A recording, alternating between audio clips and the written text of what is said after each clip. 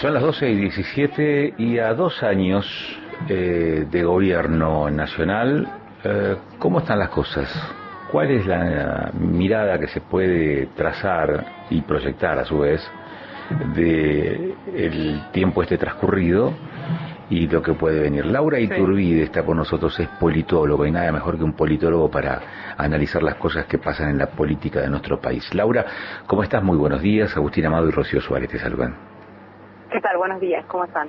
Si te pidiesen quizás un diagnóstico, ¿por dónde arrancarías? ¿Por lo político, por lo social, por lo económico? ¿Qué priorizarías? Bueno, yo creo que analizando los 2 años del gobierno nacional, me parece que las 3 dimensiones, Agustín, que mencionás, fueron favorables para el gobierno nacional.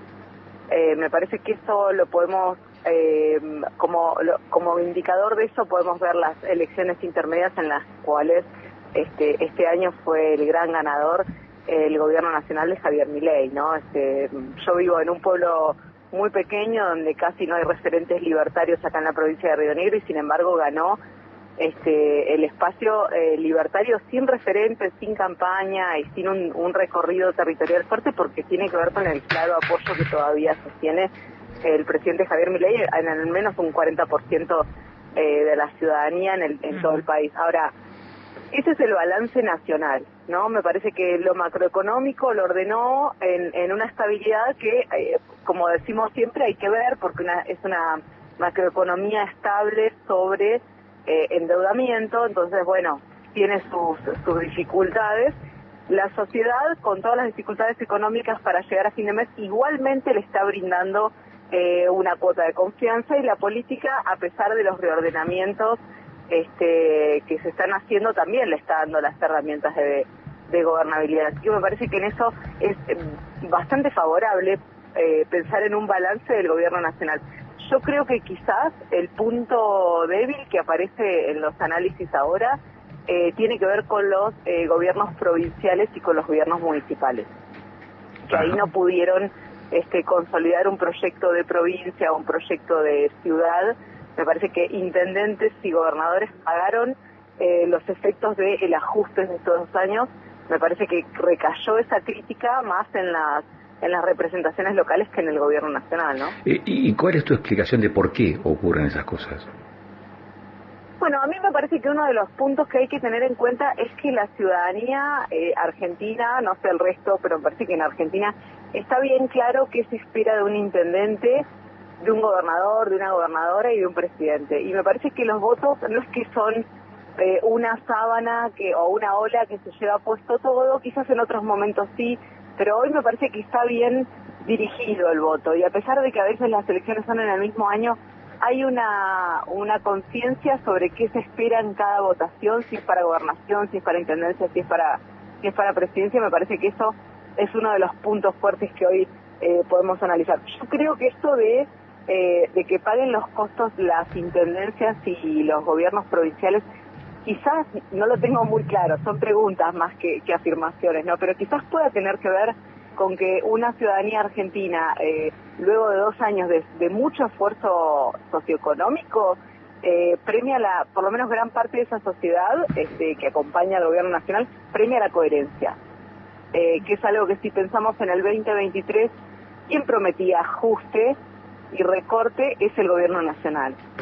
Ni las intendencias ni las gobernaciones hablaban de que su proyecto tenía que ver con hacer sacrificios y recortar y ajustar, y una política de déficit cero. Quizás lo decían un poquito como alcanzar el superávit, de una manera más lavada, pero a mí me parece que en eso la sociedad, una parte importante de la sociedad argentina que hoy acompaña a Javier Milei, lo premia por la coherencia.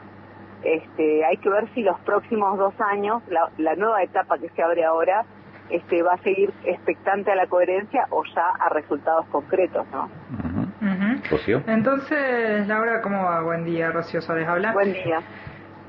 Podemos evidenciar que en los gobiernos anteriores, de presidencias anteriores, generalmente el balance que se realizaba en los primeros 2 años de gobierno y comparativamente con los segundos 2 años de gobierno era un momento bisagra en el cual se veían quizás muchas veces desfavorecidos por diversos contextos del país.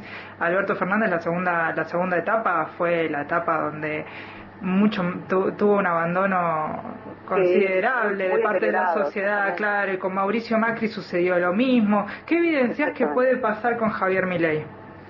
Bueno, yo igual creo que es un momento distinto en Argentina. Me parece que Mauricio Macri y Alberto Fernández quizás podríamos, por ahí tiene que pasar un poco más de tiempo, ¿no?, para un análisis más riguroso, sí, pero quizás podríamos encuadrarlos en un ciclo en el cual no se cumplieron las promesas de campaña, ¿no? Esto de que, bueno, Macri con la modernización del Estado y con el ajuste que tenía que ver de manera más progresiva y a paso lento, bueno, no lo cumplió. Y Alberto Fernández, la idea y el plan de reactivar la economía y llenarte la heladera tampoco. Claro. Entonces me parece que ahí hubo un ciclo seguidito de propuestas que no se cumplieron o que se agotaron antes. Como bien decís, yo coincido en que los dos periodos de las dos presidencias anteriores profundizaron su deterioro. Pero yo sí me parece que sí hubo un quiebre fuerte en la elección de Javier Milei, bueno, por muchas cosas que ya hemos conversado, ¿no? Estas cuestiones distintas que trae, esta mirada rupturista de la política, de algunas alianzas sí y otras no, de no discutir algunos puntos, o no darle la trascendencia a la política que por ahí en otros momentos históricos se le daba. Me parece que abre un nuevo ciclo. Yo no sé cómo va a ser el siguiente. Quizás se confirma nuevamente esto de los dos últimos años aumenta el deterioro, o quizás abre una nueva etapa. Me parece que ahí hay que estar expectantes. Yo lo que para mí sí también es sorpresivo es el apoyo contundente en las elecciones intermedias a un gobierno que anunció en el 23 que iba a hacer ajustes y que iba a ser muy sacrificado, y que efectivamente sucedió. Eso claro. Me parece que es algo que no había pasado en Argentina y que no había sido puesto sobre la mesa antes de las elecciones. Creo que eso es una novedad. Para mí abre una nueva etapa. Veremos con qué características y cómo se reacomodan los jugadores. Sí, Laura, esto abre una nueva etapa discursiva, digamos, en la política, porque pareciera ser que hay mensajes que son incómodos en el lenguaje político, ¿no? Y claro, ir con un mensaje que diga vamos a achicar el Estado, vamos a recortar, vamos a utilizar motosierra, es una forma de expresión dentro de la política que no se había visualizado antes, porque exacto, da como que el preconcepto es decir, no, esto es negativo, tiene un tinte negativo, y sin embargo el electorado lo ponderó positivamente. Exactamente. Entonces hay un cambio, hay un cambio en el discurso de la política a partir de esto, hay un cambio en las prioridades del electorado para la política, que le pide otras, quizás que le demanda otro tipo de compromisos.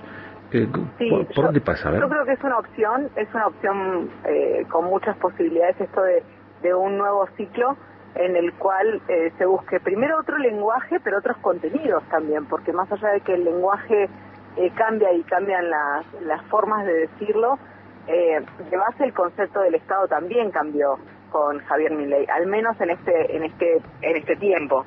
Me parece que eso hay que registrarlo. Ahora, lo que siempre me parece que es importante que analicemos con respecto a Javier Milei es la perdurabilidad de estas prácticas, ¿no? A ver, cuán viables son si no se ven resultados positivos a la larga. Yo no creo que una sociedad celebre el ajuste y el estrangulamiento de la economía si después no va a venir algo, como las inversiones, como el desarrollo económico. Me parece que ahí puede tener un plazo o no, o bien puede ser un cambio de forma y de molde de la política, y en el cual quizás la oposición y quienes no conforman el espacio del oficialismo hoy tengan que volcarse también a esas formas de discutir de manera distinta. Me parece que hoy es un ciclo, hay una ruptura. Yo no sé qué es lo que, no tengo con claridad, no tengo claridad sobre lo que viene, pero sí me parece que podemos ver que hay una ruptura, y sobre todo con el acompañamiento a 2 años de la gestión de Javier Milei, me parece que el balance es que lo están acompañando. Insisto en esto de que a nivel local la ciudadanía no espera una motosierra. digamos, a nivel de obras públicas, sobre todo acá en el interior federal, patagónico, sabemos que las obras públicas, el estado de las rutas, que necesitamos más escuelas, que necesitamos más hospitales, no es el mismo discurso que por ahí se puede tener en Recoleta o en zona norte de Capital Federal. Entonces, por eso creo que también siempre hay que pensar en la perdurabilidad de estos discursos, en el cual se rechaza, porque, bueno, en el interior se siente más la necesidad, ¿no?, de obra pública. Uh-huh. El Estado presente como frase de la política que caracterizó toda una época, o que caracteriza todavía a algunas gestiones, frente al Estado mínimo, como quizás como idea y como percepción de lo que debe ser el Estado. Y por otro lado, en el medio hay quienes insisten en un Estado eficiente, pero no por eso alejado de la vida cotidiana de las personas. Se pueden notar que allí hay diferencias, te lo pongo claramente, porque el Estado mínimo es gobierno nacional, el Estado eficiente pero presente es el Estado de Neuquino, por ejemplo, la gestión de Figueroa. ¿Vos qué ves ahí? ¿Hay una confrontación de ideas efectivamente con el afán de diferenciarse unos de otros, o con efectivamente dos modelos distintos de política, de gestión, de Estado, de sociedad? Sí, yo creo que hay modelos distintos y hay matices también. Me parece que los matices, las provincias buscan darle lugares intermedios, no lugares antagónicos, sino lugares intermedios en los cuales en algunos lugares el Estado pueda retirarse un poco y ajustarse, y en otros lugares continúe la presencia estatal. Ahora, me parece que de fondo hay una discusión central, que es que el Estado termina estando siempre, hay que ver qué rol se le asigna, ¿no? Pero recordemos que si bien la narrativa de Javier Milei es anti-Estado, la asignación universal por hijo quizás es la única herramienta que ha sostenido de manera social para contener a los sectores populares más vulnerables. Bueno, es una herramienta que no eliminó el gobierno nacional, que entiende que lo necesita. Entonces hay cierta racionalidad a pesar de la intransigencia en otros temas.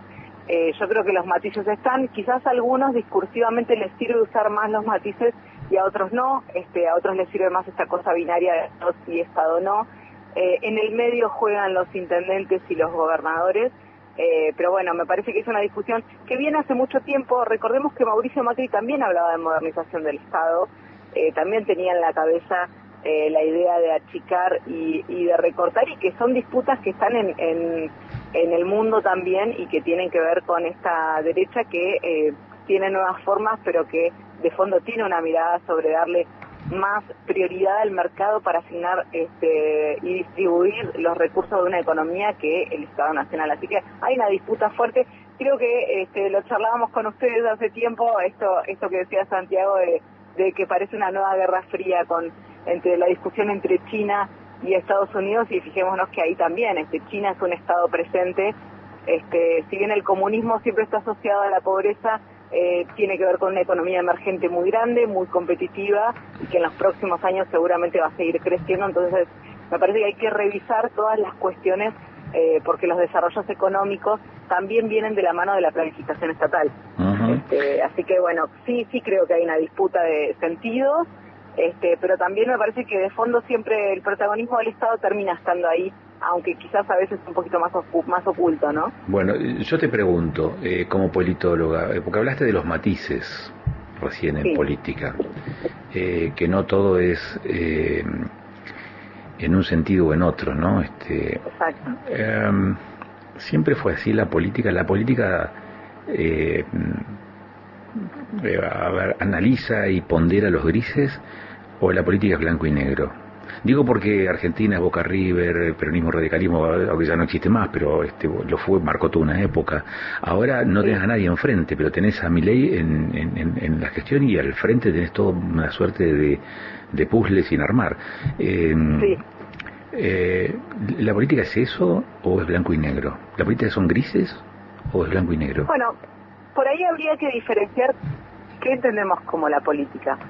si la discusión entre los actores políticos y las actoras políticas, que ahí sí lo podemos ver quizás de una manera más binaria, como un clivaje, eso que decís vos de River Boca y de cuestiones que no tienen matices, pero después en la práctica sí se ven los matices. Entonces hay una diferencia después en la vida real, en la vida cotidiana, más allá que en los discursos sean un poquito más intransigentes, en la vida cotidiana sí se van, sí hay formatos híbridos, ¿no?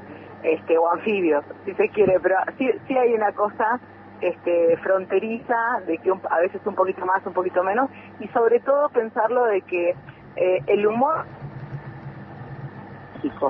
¿Para qué se perdió los últimos 10 segundos que dijiste? Repetime. El humor de las sociedades es dinámico. Ajá. Y eso me parece que tiene relevancia también. Ok. Gracias, Laura, por estos minutos, Gracias a ustedes. Como siempre. Gracias. Dale.